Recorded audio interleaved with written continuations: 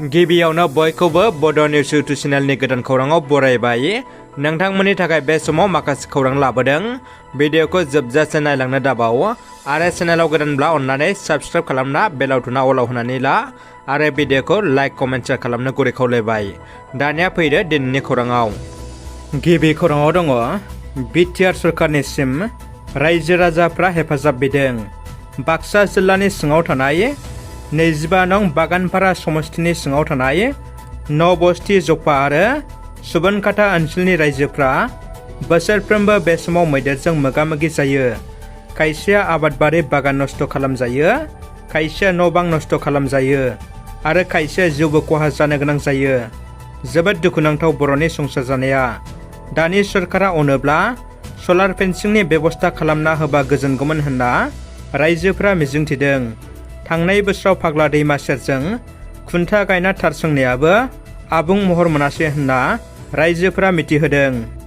चिरां जिल्लानि सिङाव थानाय बिजनि सोलोंसालिमा बर' थुनलाइ आफादनि बानजायनायाव सानजारां लकेश्वर ब्रह्मनि 40थि थैनाय सान आरो खुंगा 32थि गोसोखां सान फालिनायखौ बिजनि सोलोंसालिमायाव 1 आरो 2 सेप्तेम्बर 2023 खालाराव साननैनि हाबाफारि लानानै मेहेरगोनाङै खुंफुंनाय जायो। मख'जाथावदि हाबाफारिजों लोब्बा लाखिनानै बिजनि सोलोंसालिमा बर' थुनलाइ आफादनि आफादगिरि जयश्री नार्जारिया मासि लानानै दैदेननाय गेवलां मेलखौ बेखेवना होयो दुलाराय बर' फरायसा आफादनि बारग' बुंथिगिरि मुर्सि पनिन बर' बिथाङा। बे गेवलां मेलनि हाबाफारियावनो गाहाय आलासि महरै बाहागो लायो दुलाराय बर' फरायसा आफादनि मानगोनां आफादगिरि मुर्सि दिपेन बर' बिथाङा आरो बुंथिगिरि आलासि महरै बाहागो लायो बर' थुनलाइ आफादनि मानगोनां लोगो आफादगिरि मुर्सि प्रशान्त बर' बिथाङा। बरमा फरायसालिमाया साबसिन फरायसालिमा बान्था मोननो हादों। बिजनि सोलोंसालिमा बर' थुनलाइयारि आफादनि बानजायनायाव खुंफुंनाय सानजारां लकेश्वर ब्रह्मनि 40थि थैनाय सान आरो खुंगा 32थि थैनाय गोसोखां सान फालिथाय हाबाफारियाव बरमा फरायसालिमाया साबसिन फरायसालिमा बान्था मोननो हादों। उदालगुरिनि आबादारि मेलाया मोजाङै मोजां जोबलांबाय। उदालगुरि जिल्ला आबादारि मावख'नि केम्पासाव खुंनाय साननैनि आबादारि मेलाया मोजाङै मोजां जोबलांबाय। जिल्लानि गोबां आबादारि मावख'गिरिफ्रा बाहागो लानाय मेलाव लाथा एम्फौ फिसिनानै माबायदि राङारि बिथिङाव गोख्रों जानो हायो बेनि सायाव गुवारै बिबुंथि लाखियो उदालगुरि सेरिकालचार बिफाननि लोगो सामलायगिरि थुरुलता मोसाहारिया। लोगोसेनो उदालगुरि केबिकेनि साइन्टिस्टफोराबो गोनोखो आदबजों अमा दाउ फिसिनानै राङारि बिथिङाव मुलाम्फा जानो हानायनि गोबां राहाफोरखौ बाहागो लानाय आबादारिफोरनि सिगाङाव बुंफोरनानै होयो। आबसुनि बारग' दैदेनगिरि मनेस्वर दैमारिनि सायाव गोख्रों राहा लानो हुमखि। मनेस्वर दैमारिया बड'फा उपेन्द्र ब्रह्मखौ बिदा एबा आदा बुंनो नांगौ होननायनि हेंथायै गोख्रों फिनजाथाय होदों बारग' भलन्टियार फर्सआ। बारग' एबसुनि मावथि मनेस्वर दैमारिनि हेंथायै गोख्रों खुद्रि साननायखौ दिन्थिदों बारग' भलन्टियार फर्सनि दैदेनगिरिफ्रा। थांनाय माखासे सान सिगाङाव मनेस्वर दैमारिया बर'नि माहारियारि बिफा बड'फा उपेन्द्र ब्रह्मखौ बिदा एबा आदा मुंजों गाबज्रिनो नांगौ होनना बुंनायनि हेंथायै तामुलपुर जिल्लायाव मोनसे खौरांगिरि मेलनि गेजेरजों बारग' भलन्टियार फर्सनि लोगो आफादगिरि बान्दु ब्रह्मआ गोख्रों रावजों सोंखारिदों। बर'नि बिफा बड'फा उपेन्द्र ब्रह्मखौ मनेस्वर दैमारिया लाजिफोनांदों। बेनि थाखाय रायजो राजानाव निमाहा बिनो नांगौ। मनेस्वर दैमारिया बड'फा उपेन्द्र ब्रह्मखौ लोगो मोनाखै। जेब्ला बड'फा उपेन्द्र ब्रह्मआ रुंसारि जायो आरो हाजार हाजार रायजो राजाफ्रा बड'फाखौ मान होनो आवगायबोयो, बे समावबो मनेस्वर दैमारिखौ नुनो मोनाखै। बिथाङा सा साज्रां बाथ्राफोरखौ ओरैनो जानला मोनला बुंलाबायदों। बिनि थाखाय आयेननि राहा लानो गोख्रों हुमखि होदों बारग' भलन्टियार फर्सनि लोगो आफादगिरि बान्दु ब्रह्म बिथाङा। 4थि चन्द्र दिबाकर नार्जारि गोसोखां ट्रफि जोलुर बादायलायनाया मैया थुंगेबाय।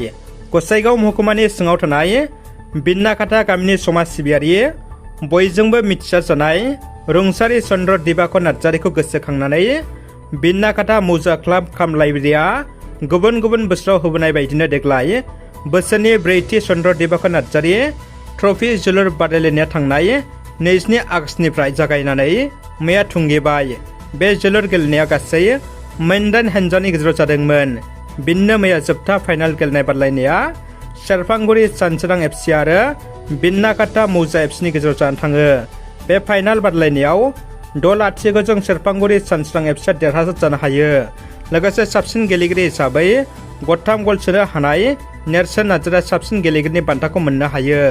लोगोसे बे फाइनाल गेलेनाय बादायलायनायाव गाहाय आलासि महरै नुजाफैयो दुलाराय बर' फरायसा आफादनि आफादगिरि दिपेन बर' बिथां, लोगोसे गुम्मा बियाबनि एमसिएलए रहिन्द्र ब्रह्म आरो गोबां साननो हनो गोरों मेलेमजिबि सुबुंफ्रा बाहागो लाफैदों आरो गोबां रोजा रोजा जोलुर अनसायारि बिथांमोनाबो बेवहाय बाहागो लाफैदों। लोगोसे बे हाबाफारियावनो खौरांगिरिफोरनि सिगाङाव मिरु इउपिपिएल नेहाथारि एबा रुंसारि चन्द्र दिबाकर नार्जारिनि फिसाज्ला राजु नार्जारिया खौरांगिरिफोरनि सिगाङाव गेलेनायनि गेजेरजों हारियाव खौसेथि फैयो आरो गेलेनाय खेला दुलानि गेजेरजों गावजों गाव अनलायनाय आरो आब्रुथिया फैयो होननानै गोख्रोङै बुंथियो। हाग्रामा महिलारिया गावनि सरकार फैब्ला बिटिआर सोदोबखौ खोमारगोन होननायनि सायाव बिटिआरनि एम रन्जित बसुमतारिनि खौरांगिरि मेल। हाग्रामा महिलारिया सान्थिनि सुथुर, बेनिखायनो हाग्रामा महिलारिया बेबायदि बुंदों होनना बिटिआरनि एम रन्जित बसुमतारिया हाग्रामा महिलारिखौ गोख्रों रावजों सोंखारिदों। नंखायै गावथार जानाय नाबेसर बसुमतारिनि थार बिजिरनायखौ मोननो थाखाय चिरां जिल्ला बनसुआ 3 घन्टा धर्ना हाबाफारि लादों। रुनिकाटा फरेस्ट रेन्जनि रेन्जार प्रान्जल तालुकदार आरो गबिन्द चन्द्र रयमनखौ साख्रिनिफ्राय बोख्लायनांगौ आरो पुलिस बिफाना हमनानै आयेननि साजा होनांगौ होननानै रायजो सरकार आरो बिटिआर सरकारनिसिम दाबि खालामदों बनसुआ। जिल्ला बेंगिरि मावख' साखाथिनि फ्रेन्सिस नब्लाङाव बनसुनि दैदेननायाव दुखुथिया नखरजों लोगोसे गोबां रायजो राजाफ्रा जयै ओंखारनानै गोख्रोङै सोमावसारदों आरो जिल्ला बेंगिरिनो गोसोखांलायबो गथायदों। चिरां जिल्ला सामथाइबारनिफ्राय भुटान गेलेमफु थांग्रा इन्टारनेशनेल लामानि गाज्रि हालोदखौ नोजोर बोनानै भुटान एक्सपर्ट एस'सिएशना फोसाबनानै होदों। मख'नो गोनांदि भारत आरो भुटान मोन्नैबो हादरनि थांलाय फैलाय खालामग्रा रायजो राजाफोरनि हान्थामेला खाबुनि थाखाय भुटान एक्सपर्ट एस'सिएशना बे लामाखौ फोसाबनानै होदों होननानै खौरां बिजोंनि गेजेरजों फोरमायथिदों। बिटिसि सरकारा साबेसेनो साख्रि होखो गोख्रों सोंलु खालामदों बिपिएफनि एमसिएलए देरहासार बसुमतारिया। प्रमद बर'आ बिटिआर गोहोआव फैब्ला नखर नखर खामानि होगोन होनना खोथा होदोंमोन। क'क्राझाराव बिपिएफनि एमसिएलए देरहासार बसुमतारिनि बेरफ्रुसार बिबुंथि। क'क्राझार जिल्लानि देबरगाव ब्लक बिपिएफ बेंगलि सेल दाफुंनाय जायो। बे मेलावनो बिटिआरनि चिफ प्रमद बर'खौ गोख्रों रावजों हामला खालामदों बिपिएफनि एमसिएलए देरहासार बसुमतारिया। आरोबाव भारतआ मोनसे गेदेर साक्सेसफुल खालामबाय। साननैसो आगोल चन्द्रयान-3खौ अखाफोरनि खोला मिरुआव जाफुंसार बाग्लायहोना आरोबाव इसरा साननि सायाव नायबिजिरनो साननि रहस्य आरो गोबां बाथ्राखौ बिजिरनो आदित्य एलनखौ मैया 2 सेप्तेम्बर खालि भारतआ साननि खाथियाव दैथायहरबाय। बुहुमनिफ्राय 15 लाख किल'मिटार गोजान एल पइन्टआव आदित्य एलनखौ दैथायहरना साननि सोमजिनाय, साननि रहस्य आरो बुहुमनि गोबां मिथिनो गोनां बाथ्रानि सायाव नायबिजिरनो भारतारि अख्रांमा नायबिजिरसं फसंथान इसर'आ बे गेदेरथार मिशनखौ दैथायहरो। अन्ध्र प्रदेशनि श्रीहरिकाट सतीश धावन स्पेस सेन्टारनिफ्राय PSLV C-57 रकेटनि जोहै आदित्य एलनखौ जोबोद रंजालु आरो गोख्रैथिजों अख्रांमा फारसे दैथायहरो। भारतनि बे गेदेरथार जारिमिनारि बुब्लिया बुहुमनि बयखौबो सोमोनांहोदों। इसर'नि बे गेदेर हाबाखौ हादरनि 145 कौटि नोगोरारिफ्रा गाहाम हामलायथि बावहरदों। थारैनो भारतनि बे जारिमिनारि बुब्लिया जोबोद गोग्गाथाव। आसा खालामदों आदित्य एलना जाफुंसारै गावनि मावनां हाबाखौ मावनो हागोन। Ground-lit and air-lit strap-ons operating together with the first stage S-139. Ground-lit strap-on separated. जैसा कि निर्धारित है ग्राउंड लेड स्ट्रैप ऑन को सेपरेट कर दिया गया है और प्रथम चरण का निष्पादन सामान्य है। इस घटनाक्रम में अगला एयर लेड स्ट्रैप ऑन को यान से पृथक कर दिया जाएगा। Air lead strap on separated. जी हाँ, इसकी भी पुष्टि हो गई है। स्ट्रैप ऑन को सफलतापूर्वक पृथक कर दिया गया है। We are 100 seconds past the launch time. The ground lit and air lit strap-ons have been separated. दानिया फैदो जोबथा खौराङाव। क'क्राझार सुखानजरा रायजोआरि देहा फाहामसालियाव जाख्ल'नायनि गोख्रों अजद।